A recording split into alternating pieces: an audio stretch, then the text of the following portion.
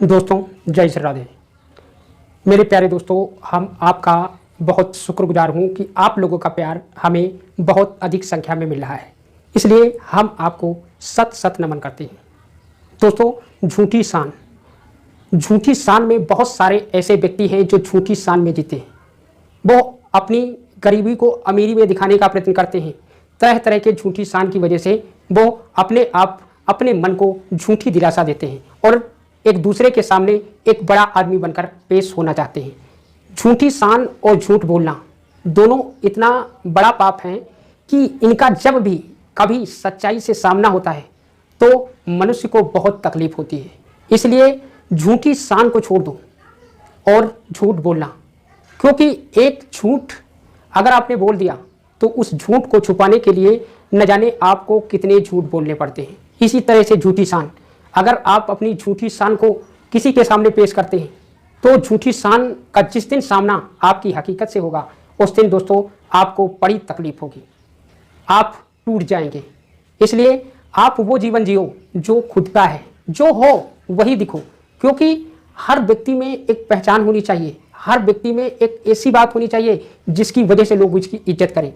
हर चीज़ धन नहीं है, धन की वजह से या झूठी शान की वजह से लोग आपकी इज्जत नहीं करेंगे, क्योंकि जिस दिन उनको हकीकत का सामना करना पड़ेगा आप टूट जाएंगे। इसलिए दोस्तों, मैं आपसे यही कहना चाहूँगा, आप वही जीवन जियो जो उस परमात्मा ने आपको दिया है। आपको झूठी शान पालने की या झूठ बोलने की कोई ज़रूरत नहीं है। आइए दोस्तों, हम उदाहरण के लिए आपको एक कहानी सुनाते हैं। एक बहुत बड़े पर्वत की चोटी पर एक किला बना हुआ था जहाँ सैनिकों की ट्रेनिंग होती थी, और उसी के गेट के सामने एक देवदार का बहुत बड़ा वृक्ष लगा हुआ था। उस पर एक उल्लू रहता था।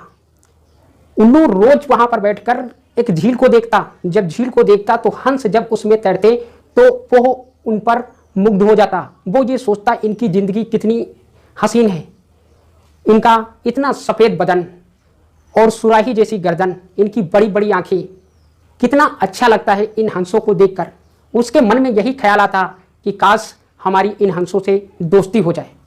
अच्छा, वो शिकार करने के लिए उसको नीचे आना पड़ता। एक झील के किनारे जो झाड़ियों में कीड़े मकोड़े रहते, उन्हीं से उनका शिकार करता और उन्हीं से उनका उस उल्लू का पेट भरता था। वो उल्लू प्रतिदिन शिकार करता और वहाँ जब भोजन पर्याप्त हो जाता तो उसी झील में जाता। उस झील में हंस, बहुत मात्रा में हंसों की संख्या थी। वो उसी झील में पानी पीने के लिए प्रतिदिन जाया करता। एक दिन वो जब झील पर पानी पीने के लिए गया तो देखा कि एक हंस उसके किनारे ही तैर रहा था। तो उसने हंस से दोस्ती करनी चाहिए। किसने? उल्लू ने। और उस हंस से कहा, हे भैया, क्या मैं इस झील का पानी पी सकता हूँ? हंस चौंक गया और उसने कहा, भैया, यह पानी तो कुदरत की वो धरोहर है जो सबके लिए है, इस पे किसी का अधिकार नहीं है, आप शौक से पानी पीजिए। उल्लू ने पानी पिया और फिर अपनी गर्दन को झिटकते हुए ऐसा कि उसके मन में एक उदासपन था। इस बात को हंस ने जान लिया और हंस ने पूछा, हे भैया, क्या आपकी प्यास नहीं बुझी है? आप उदास क्यों हैं? तब उस उल्लू ने कहा, मेरी प्यास तो बुझ गई है, परंतु भाई आपके अंदर जो ज्ञान भरी बातें हैं, इनकी प्यास मुझे बहुत ज़्यादा है, इनकी प्यास न जाने कब बुझेगी। तब उस हंस ने कहा, भैया, मैं आपका जब भी जी चाहे आप हमारे पास आ जाओ, जो ज्ञान हमें है वो हम आपको दूंगा और आप में जो ज्ञान है वो आप मुझे दे देना। हम एक दूसरे से अपने ज्ञान को शेयर करेंगे।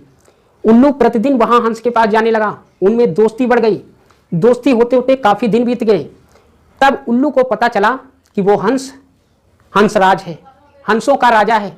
इस बात से उस हंस, जब उल्लू ने जाना तो उल्लू को बहुत ही गर्व हुआ कि हम हंसों के राजा से दोस्ती की है। हंसराज ने उल्लू को अपने घर में बुलाया, इसलिए भोजन के लिए। और तब उल्लू हंसराज के साथ उसके घर में भोजन के लिए गया तो देखा क्या कि हंसराज के ठाट बाट देखकर उल्लू आश्चर्यचकित हो गया, क्योंकि उसके ठाट एकदम राजाओं जैसे थे। न जाने कितने हंस उसकी सेवा के लिए तत्पर रहते थे।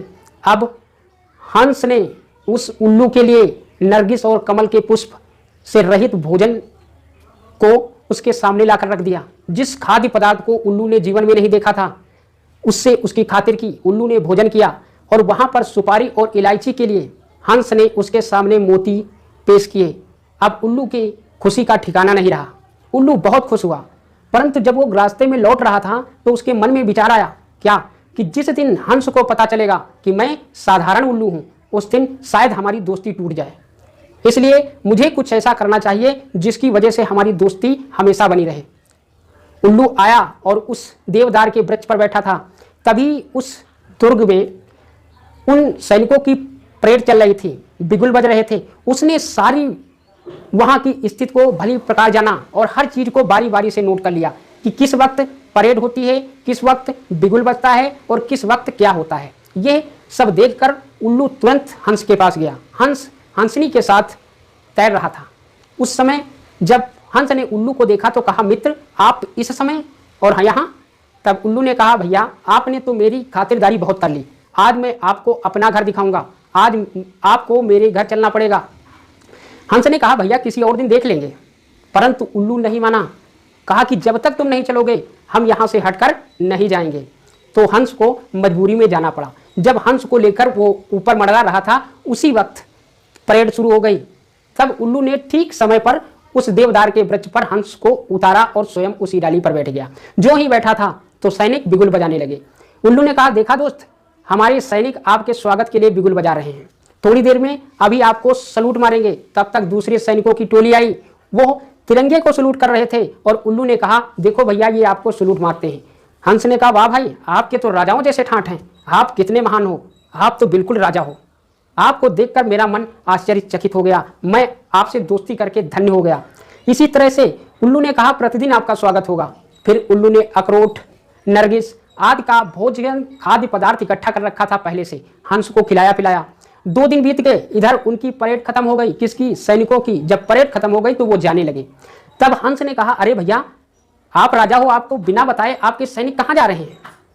हंस ने कहा, उस उल्लू ने कहा, अरे लग रहा है इनको कोई गलत आदेश दे दिया है, मैं अभी रोकता हूँ। उल्लू तुरंत गया और हूं करने लगा। तो सैनिकों ने समझा कि ये उल्लू बोल रहा है, अब शगुन कर रहा है, इसलिए सैनिक उस दिन वहीं पर रुक गए। और जब दूसरा दिन हुआ, जब सैनिक फिर से अपना सामान बटोर कर चलने लगे, फिर हंस ने कहा कि हे भाई, ये आपको छोड़कर फिर जा रहे हैं। हंस ने कहा, आज मैं इनको फिर रोकता हूँ, इनको लग रहा है किसी ने गलत आदेश दे दिया है। उल्लू ने फिर हूं किया तो उसके एक जिद्दी सैनिक ने कहा, ये रोज अपशगुन करता है, इसको बाण मार दो। एक सैनिक ने बाण चलाया और बाण उसके बैठे किनारे हंस को लगा। हंस फड़फड़ा कर नीचे गिर गया। उल्लू आकर रोने लगा कि मैंने अपनी झूठी शान के लिए अपने दोस्त को कुर्बान कर दिया, हमने अपनी दोस्त को कुर्बान कर दिया। ये कहकर वो जोर जोर से रोने लगा। रोने की आवाज़ सुनकर एक सियार पड़ोस में था, उसने कूद कर झपट्टा मारा और उल्लू को खा गया।